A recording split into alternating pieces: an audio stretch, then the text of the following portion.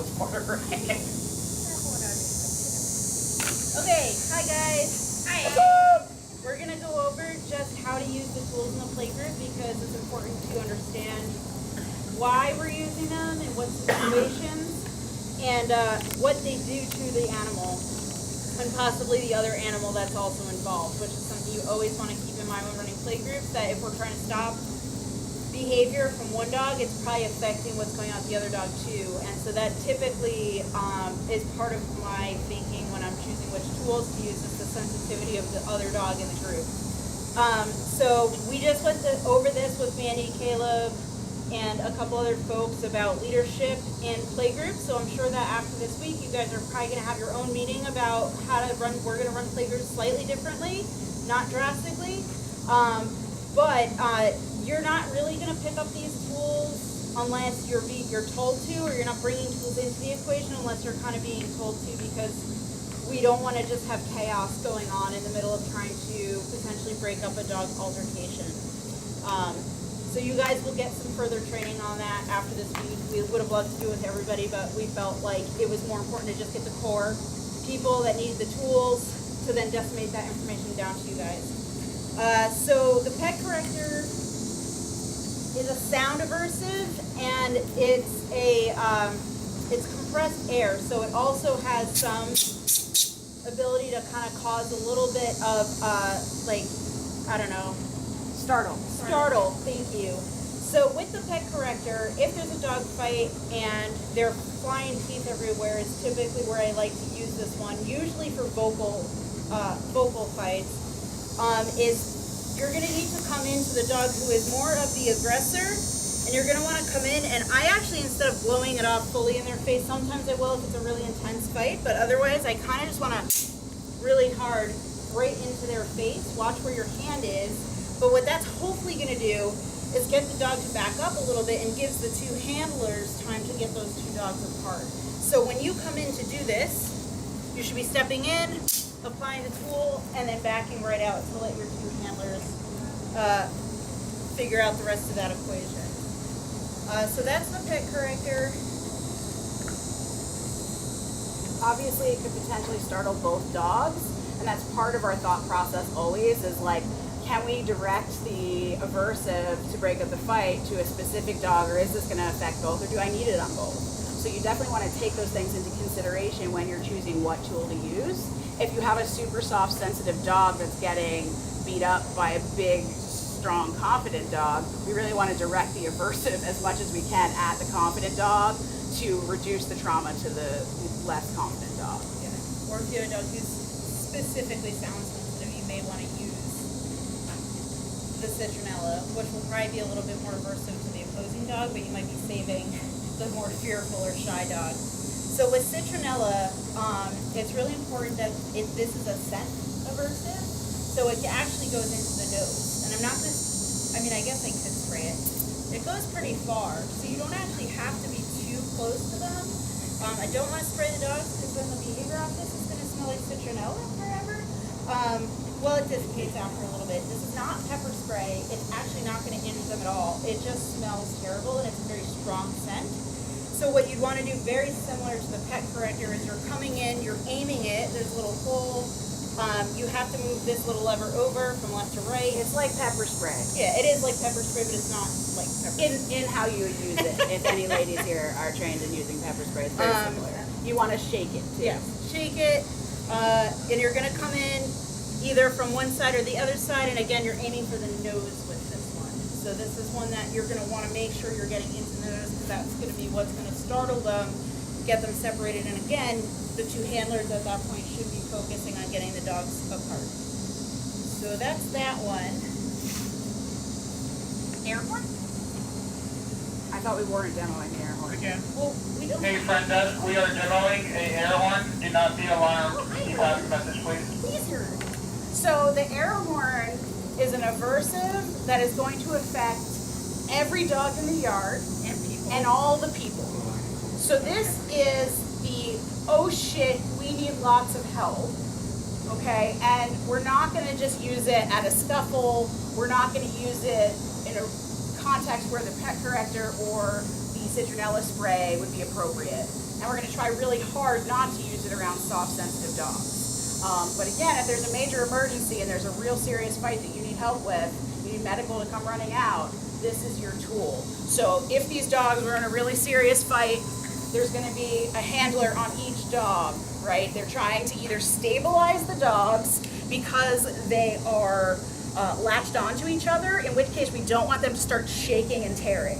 So then we have handlers stabilizing the dogs. We've called for some help, and in a last-ditch effort to break this up and get people running out here, I'm gonna set off this air horn. I think it's important to know what it sounds like because I don't want the handlers to be startled by it if you haven't heard it before. Because if you're startled and you let go of these dogs, that's the problem. You're welcome to plug your ears.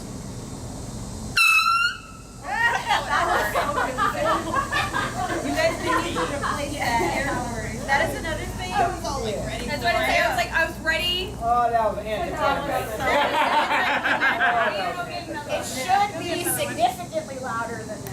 That is something to keep in mind, is you should have many because they do actually lose compression after a while, not being used or not used as frequently. all of them real quick? Yeah. Oh. If you're lucky, the sound of the air horn will not only pull help, but it will startle the dogs enough that the handlers can pull them apart. That isn't always going to be the case. It really is just a SOS more than anything, but sometimes you do get lucky. Okay, Mandy, we're gonna try this one. Round 2. One more time, please. As I always say, from the top. Everybody ready? Oh, Jesus Christ. Everything is good. It was just a test. And again, this is a nice air horn, good job. Put that one Hold here. it away from your face. You don't want to, like my ear's ringing, you don't want this right next to your face when you set it off. You want it out in some way. You don't want to be aiming it at the dog's ears. Absolutely not. Oh, I named it at That's a big, that's a significantly bigger can. We're good. We can test that. That's enough air horn. That one looks like it might I'm already triggered. So the next thing we're going to talk about is the seatbelt cutter. So seatbelt cutters are here for us to cut equipment off of dogs if the dogs are latched onto that equipment or tangled. So one way that dogs can get seriously injured with collars is if somebody's jaw gets stuck in the collar while they're playing. And that can lead to the dog with the jaw stuck alligator rolling, which will asphyxiate the dog that has the collar on. Lots of dogs die this way. So having seatbelt cutters, even in groups where you have super good play buddies, accidents happen. And the seatbelt cutter is super sharp. It can cut through a seatbelt. It can certainly cut through a collar. You seemed excited about this. Did you want to do it? I just like breaking things. So Lori's going to demonstrate this because she likes to break things. No, it's because I've used it many times. So the other thing that can happen with collars caught that Emily didn't mention was that sometimes the either or, depending on which dog it is, they may get so freaked out that they do start fighting with the other dog, and they will come and try to bite you too because they literally have no idea what's going on. It's They super painful. they just They're know that they're freaking out. choking, and then they're trying to get away and they can't. So it really quickly erupts into a really bad situation. So ideally, I'm going to ideally, stabilize the stuck dog, right? I'm going to stop it from alligator rolling and flailing, and I'm going to use my whole body if I have to. Your knees can be very handy. and I'm really gonna try to make sure I'm not sticking my hands either near that dog or that dog. And I'm gonna come in on the side, grab the boot, and I'm gonna cut really quick. And then oftentimes the dogs just Shake it off. they just are like, oh, I'm free, and then they Because they move didn't away. mean to get into that tussle. It was a friendly thing. Yeah, so that's a really, really awesome, quick way to end something that could develop into catastrophe. Otherwise, you're calling medical. You're trying to get safety scissors. You never, ever want to take regular scissors To a dog's to a neck. dog's neck. Ever. Because if they turn, you can really hurt them. So these are really good to have. You don't have to use them often. You may never have to use it, but in the one-time event that you need it, having this is so critical to preventing injury. So do you guys have any questions about our seatbelt cutters? That's pretty cool. Yeah. Yeah, it was not my idea. I forget where I picked that up from. Doggy daycare, probably. No, actually, I think it was Agency Oh, good for you. Yeah. Yep. So instead of just being YouTube, you already have people walking the dogs, like somebody else? Yes, somebody else could come in with a seatbelt cutter, unless I happen to have one in my pocket. Or- and then I'm just gonna. Or you can have somebody hand it to you because you're in the best position, you know, really to be able to utilize the tool. Because if you kind of have a good grasp, because they're like when this happens, They're mouths are snapping, they're flailing, and so the more hands that are in there, the more likely someone is to get bitten. Yeah. So, yeah. All right, and then our last tool is our break stick. Unfortunately, neither of these decoy dogs have an open mouth. Yeah, here, Kayla. You got big molars. So this is made from industrial strength cutting board. It's got the nice grip tape on it. This stuff is really sturdy. So what we want to do when we're using a break stick, and again, this is when a dog is latched. So you have a terrified dog that's latched onto. So someone is going to stabilize that terrified dog so they're not flailing their neck. You want to grab the terrified dog, Caleb? And then I'm going to come in here.